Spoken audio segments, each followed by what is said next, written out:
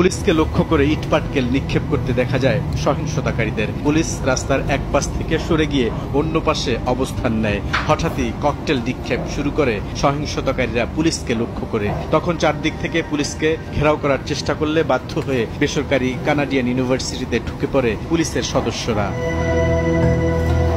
ইউনিভার্সিটির ভেতরে অবস্থানরত পুলিশ সদস্যদের লক্ষ্য করে ইটপাটকেল নিক্ষেপ করতে থাকে নাশকতাকারীরা। তখনও পুলিশ তাদেরকে বাধা দেওয়ার চেষ্টা করে। একটা সময় সহিংসতাকারীরা বিশ্ববিদ্যালয়ের নিচতলা দখল করে ফেলে। পেট্রোল বোমা নিক্ষেপ করে আগুন ধরিয়ে দেওয়া হয় নিচতলায়। ভেঙে ফেলা হয় সিসি ক্যামেরাগুলো। নিচতলা থেকে উপরের দিকে উঠতে থাকে পুলিশ। কিছুক্ষণের মধ্যে দ্বিতীয় তলাও দখল নেয় দুর্বৃত্তরা। শুরু হয় ব্যাপক ভাঙচুর। তাণ্ডবে অংশগ্রহণকারীদের অনেকের মুখেই ছিল মাস্ক, কারো কারো মাথায় হেলমেট।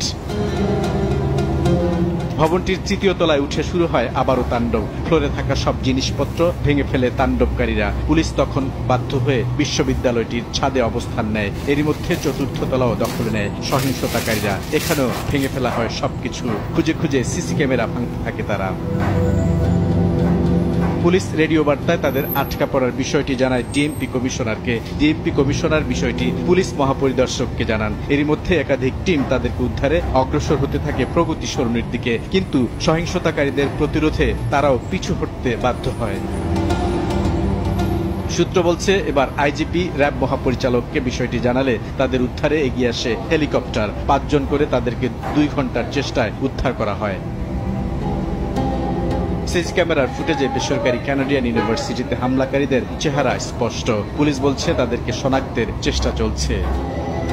বুলবুল রেজা, সময় সংবাদ, ঢাকা।